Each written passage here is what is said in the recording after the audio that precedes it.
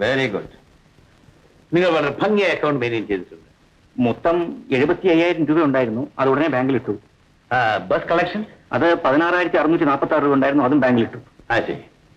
Well, ഇത്തവണ തൊഴിലാളികൾക്ക് 4 മാസത്തെ ശമ്പളം ബോണസ് ആയിട്ട് കൊടുക്കാൻ തീരുമാനിച്ചിരിക്കുകയാണ്. തുക മൊത്തമായിട്ട് കൂട്ടി ചെക്ക് ചെയ്ത് വെച്ചിരുന്നാൽ ഞാൻ ഒപ്പിട്ട് തരാം. ഓക്കെ? ശരി, ഞാൻ വരാം.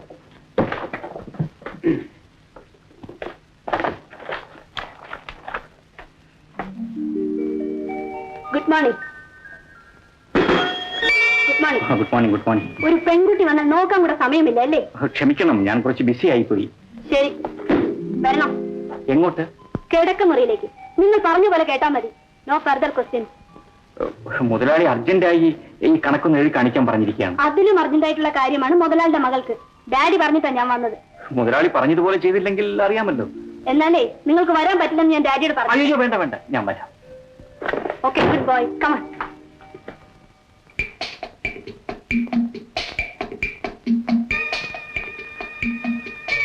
ഒരു സംശയം, ഇതിലേതാണ് ഏത് പെണ്ണ്? മമ്മി പറയുന്നത് രണ്ടും ആണാണെന്ന്. കൊള്ളാം. ഇതാണോ അർജന്റ്? എനിക്ക് ഓഫീസിൽ 100 കാര്യങ്ങളുണ്ട്. ഹേ മിസ്റ്റർ, ഡാഡി പറഞ്ഞാണ് സംശയം തീർക്കണമെന്ന്. ശരി, ഇതാ കറുത്തതാണ്, വെളുത്തത് പെണ്ണ്. എന്താ മതിയോ? എങ്ങനെ മനസ്സിലായി? എന്തൊരു ബാലിശങ്ങളായ ചോദ്യങ്ങളാണ്. ശരി, ഈ ആണ് എന്തുകൊണ്ട് പെണ്ണിന്റെ അടുത്ത് പോകുന്നില്ല? ഇഷ്ടമില്ലായിരിക്കും. എന്തുകൊണ്ട് ഇഷ്ടമില്ല? ഇങ്ങനെയൊക്കെ ചോദിച്ചാൽ വിഷമിച്ചു പോകത്തേ ഉള്ളൂ. ശരി, ഒരു ഉദാഹരണം. ഞാൻ ഇവിടെ ഒരു പെണ്ണ് ഫ്രീ ആയി നിൽക്കുകയാണ്. സാർ എന്തുകൊണ്ട് സ്നേഹിക്കുന്നില്ല? എന്ന് പറഞ്ഞാൽ കണ്ട ഉടനെ അങ്ങ് സ്നേഹിക്കാൻ നോക്കും. അതിന് കുറച്ച് ദിവസങ്ങളൊക്കെ ആകും.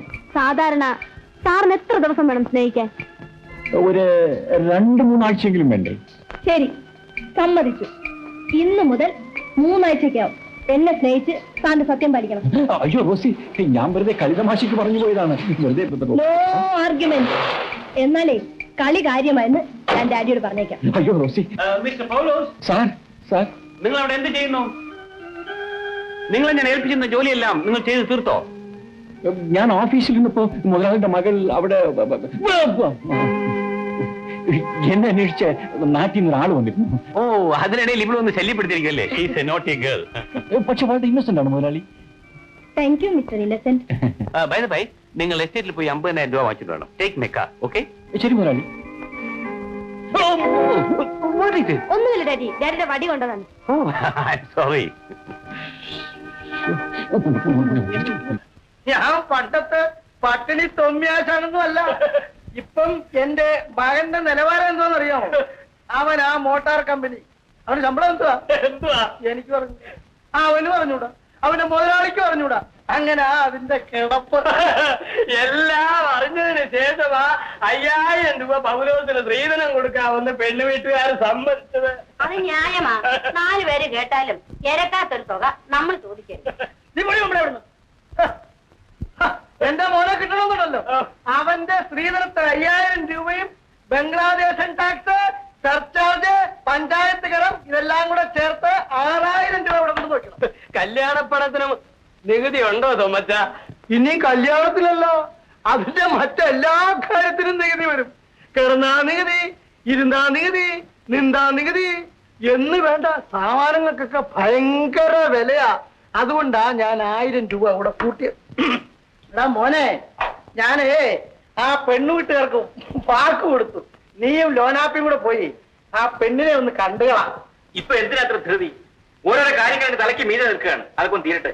ചേട്ടാ, പിന്നെ കാണാം. എടാ പൗലോസേ, നീ ഒരുമാതിരി വെളുത്തേനോട് മാറ്റി വഹിക്കാൻ വന്നവനെ പോലെ നിസ്സാരമായിട്ട് എന്നോട് സംസാരിച്ചു വന്നിടാ. എടാ, എനിക്ക് വേണ്ടിയുള്ള ഈ കല്യാണം നിന്റെ കൂടെ പറഞ്ഞ പെങ്ങളെ കെട്ടിവയ്ക്കാൻ വേണ്ടിയാണ് ഞാൻ സംസാരിക്കുന്നത്. നല്ല 1-ാം തരം കല്യാണമാണ് നിശ്ചയിച്ച് ഉറപ്പിച്ചിരിക്കുന്നത്. പൗലോസിന് ആ പെണ്ണിനെ കണ്ടാ പിന്നെ വീട്ടിൽ നിന്ന് ഇറങ്ങത്തില്ല. എന്റെ കുഞ്ഞ്, ഈ ചാൻസ് കളയില്ല കേട്ടോ. എടാ, ഇത് പറഞ്ഞാൽ അവന് മനസ്സിലാവുണ്ടാവും. നാളെ ഒരുപക്ഷെ ആ മോട്ടാർ കമ്പനിയിൽ നിന്ന് ഇവനെ എടുത്ത് ദൂരെ കളഞ്ഞെന്ന് വരും. അങ്ങനെ വരുമ്പോൾ പണ്ടത്തെ പോലെ പട്ടിണിയായിട്ടും കഴിയേണ്ടി വരും. അത് വരുന്നതിന് മുമ്പായിട്ട് നീയും നിന്റെ പെണ്ണും ഒരു നല്ല നിലയിൽ എത്തട്ടെ എന്ന് വിചാരിച്ചാ ഞാൻ ഈ അന്തരാളമൊക്കെ കാണിക്കുന്നത്. അത് പറഞ്ഞ അവന്റെ പണിയിൽ കണ്ടായോ? ഇപ്പൊ ഉടനെ കല്യാണം നടത്താത്തോണ്ട് ഇവിടെ എന്താ കുഴപ്പം? ഇവിടെ ആരെങ്കിലും പട്ടിണി കിടക്കുന്നു? അപ്പച്ചൻ ചുമ്മാ ഇവിടെ തിരുന്നാ മതി.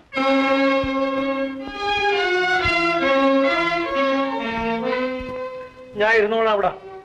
എന്റെ മോന്റെ കൽപ്പനയല്ലേ, അവനല്ലേ ഞങ്ങൾക്ക് ചെലവിന് തരുന്നത്. ഞാൻ തെണ്ടി കിടപ്പാടമില്ലാത്ത 10 കാശ് എന്റെ കയ്യിലുണ്ടായിരുന്നെങ്കിൽ നീ ഇത് പറയുമായിരുന്നോടാ.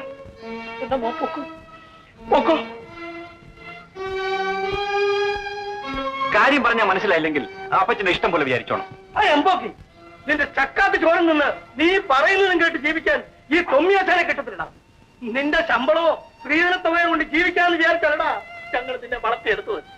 നീ നോക്കിക്കോ, ഈ കൊക്കിൽ ശ്വാസം ഉണ്ടെങ്കിൽ നിന്റെ പെങ്ങളെ നിന്റെ സഹായം കൂടാതെ ഒരു കൂലി വേലക്കാരനെ കൊണ്ടെങ്കിലും ഞാൻ പിടിച്ചു കെട്ടിക്കൂടാ. അറിയാമേ പാടി നിന്റെ അപ്പന്റെ വയലാക്കി നീ നോക്കി. അപ്പച്ച എന്നോട് ക്ഷമിക്കണം. അപ്പച്ച എന്നോട് ക്ഷമിക്കണം. എന്റെ മനസ്സിന്റെ വിഷമം കൊണ്ട് ഞാൻ എന്തൊക്കെയോ പറഞ്ഞു പോയതാണ്. എന്റെ അപ്പച്ചനും എന്റെ അമ്മച്ചിക്കും എന്റെ പെങ്ങൾക്കും വേണ്ടി മാത്രമാണ് അപ്പച്ച ഞാൻ ജീവിക്കുന്നത്. അല്ലാതെ എന്റെ സ്വന്തം സുഖം ഞാൻ ഇതുവരെ നോക്കിയിട്ടില്ല. വിളപ്പിച്ചേട്ടാ വരണം. ആഹാ, എല്ലാ സുഖം മോനെ. അപ്പന സുഖി വലിയ കർത്താവ് നിന്നെ അനുഗ്രഹിക്കട്ടെ. ലോനാപ്പി, മനസ്സ് യോദ്യം, പണം കൂടാ, കെട്ട് കല്യാണം ഒക്കെ നിശ്ചയിച്ചിട്ട് വേണം. വേണേ കെട്ടിച്ച് വരാൻ തോന്നാ. നോക്കടി പറയാമേ, മോന്റെ ഒരു സ്നേഹം. പിന്നെ അവന്റെ മോട്ടോർ കമ്പനിയിലെ മുതലാളിയുടെ ടയർ പഞ്ചറായിട്ടാണ്. അതുകൊണ്ടാണ് അവൻ ഈ ഒരു പരവേശം.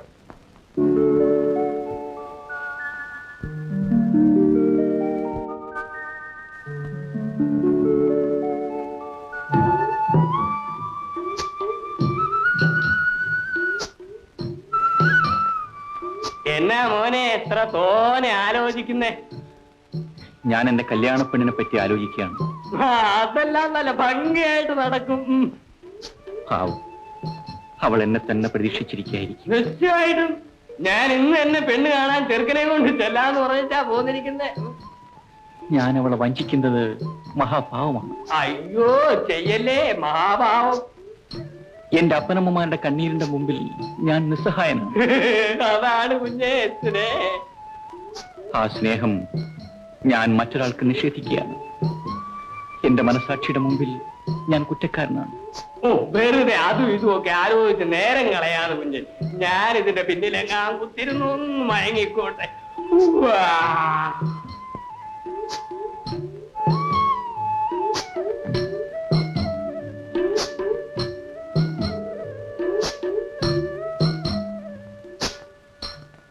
എന്റെ പ്രിയപ്പെട്ട ലീന, ഇതേവരെ നിന്നെ വന്ന് കാണാൻ സാധിച്ചില്ല. എന്റെ അപ്പനമ്മമാരുടെ നിർബന്ധം കൊണ്ട് ഞാനൊരു കല്യാണത്തിന് സമ്മതിച്ചു. പെണ്ണിനെ കണ്ടു, എല്ലാം ഉറച്ചു. പക്ഷെ അന്നു മുതൽ എന്റെ മനസ്സിനൊരു വേദന, തലയ്ക്കൊരു മഹാഭാരം. ഞാൻ കിടപ്പിലായി. നിന്നെപ്പറ്റിയുള്ള ചിന്ത മാത്രമായിരുന്നു എന്റെ രോഗം. ആളുകൾ പറഞ്ഞു തുടങ്ങി എനിക്ക് കിറുക്കാണെന്ന്. ഈ വിവരം അറിഞ്ഞ പെൺവീട്ടുകാർ ഒരു ഭ്രാന്തന് പെണ്ണിനെ കെട്ടിക്കൊടുക്കയില്ല എന്ന് പറഞ്ഞു. എല്ലാം നമ്മുടെ യോഗം. അങ്ങനെ ആ കല്യാണം മുടങ്ങി. ഞാനിപ്പോൾ സുഖമായി ജോലിക്ക് പോകുന്നുണ്ട്. എത്രയും വേഗം ഞാൻ നിങ്ങൾക്ക് തരേണ്ട ഈ തുകയുമായി വന്ന് പശുവിനെ വാങ്ങിക്കൊള്ളാം. നീ എനിക്ക് വേണ്ടി കാത്തിരിക്കണം എന്ന് സ്നേഹമുള്ള ലോസേട്ടൻ.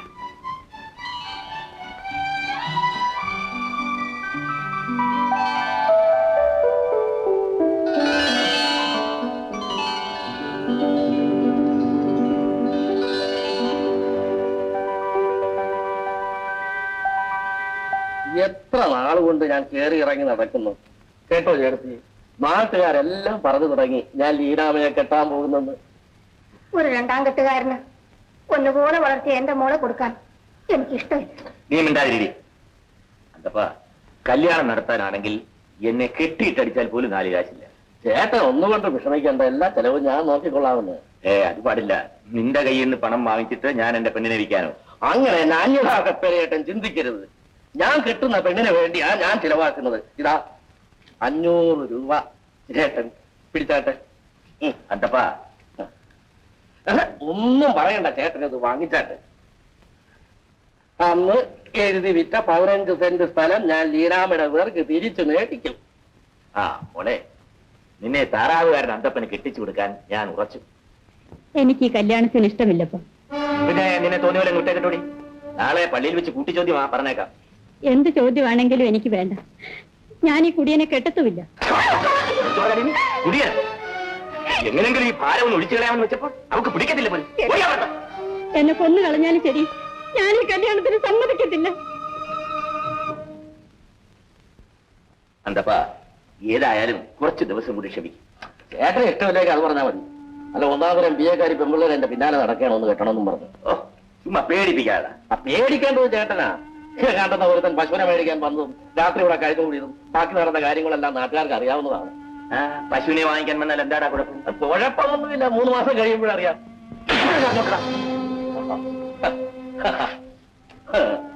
ഒരു സത്യം പറഞ്ഞപ്പോ ചേട്ടൻ എന്തിനാ എന്നോട് കോപിക്കുന്നത്? പിന്നെ എന്നെ തല്ലിയത് മറ്റാരും അല്ലല്ലോ, ചേട്ടൻ തന്നെ ആണല്ലോ. ഇഷ്ടപ്രകാരം ചെയ്ത